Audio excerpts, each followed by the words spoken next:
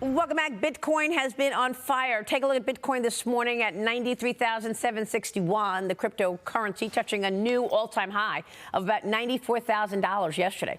As the Trump rally continues, Trump Media and Technology Group also reportedly in advanced talks to acquire crypto exchange Bakkt.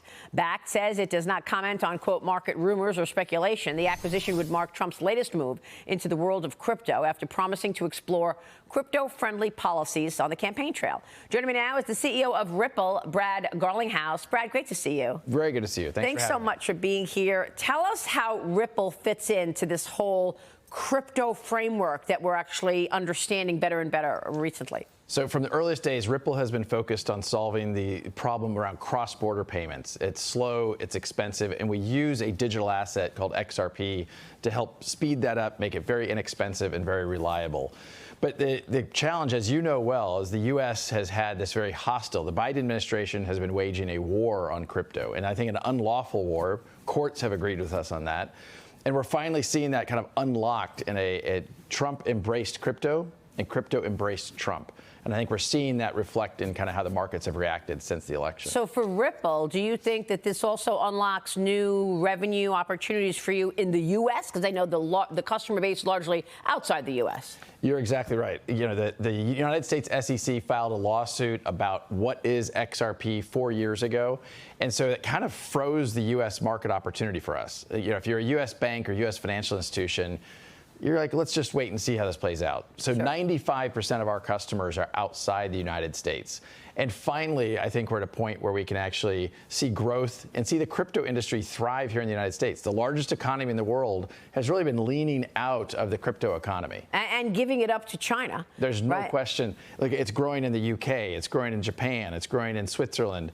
I mean, these are big economies that are leaning, you know, the U.S. really has been the outlier in many ways. Yeah, it's a great point. So talk to us about your outlook for crypto under the Trump administration and this deregulation that Trump is underway, thinking about and talking about. Look, he's been putting together a cabinet. We still don't have his idea on a Securities and Exchange Commission head, CFTC head.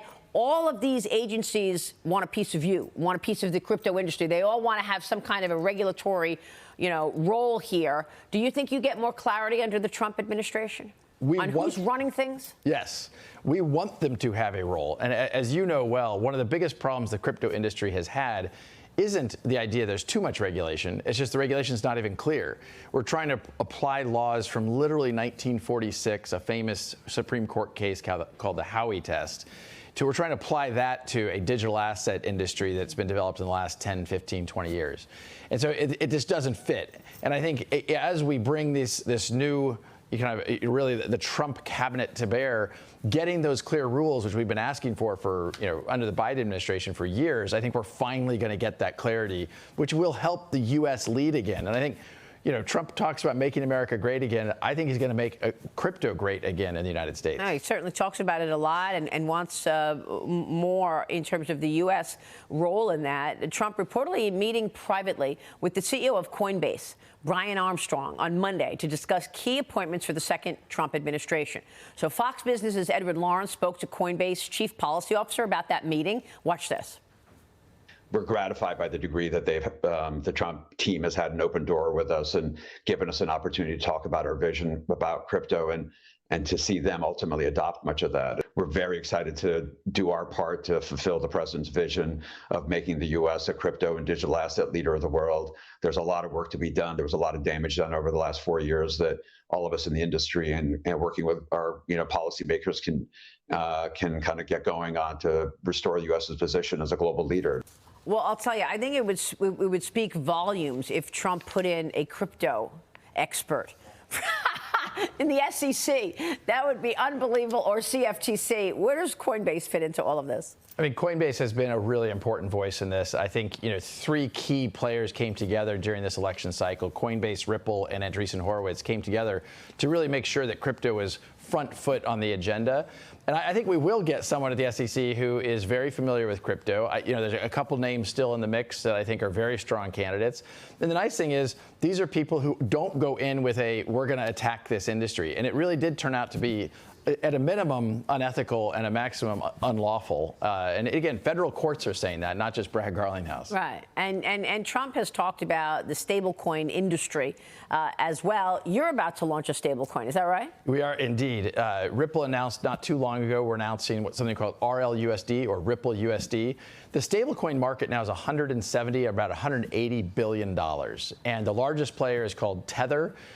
We think there's an opportunity for the Ripple of the world, we're an institutional use case, selling into banks, solving that cross-border, and really making payments cheaper, faster. We think this is a perfect use case of these technologies. I can understand it because slowly but surely you're seeing financial services get it and start implementing crypto, stablecoins in their businesses. Trump, of course, has vowed to fire SEC Chairman Gary Gensler on day one.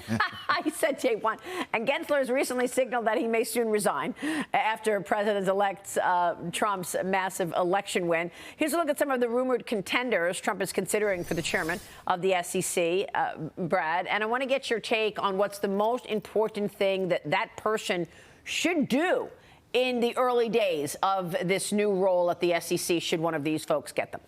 I think working with Congress and identifying here's the gaps in the existing laws that create the confusion.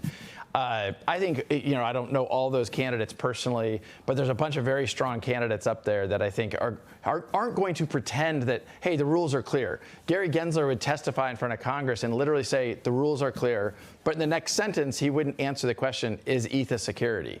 So to me, it's just this, head in the sand.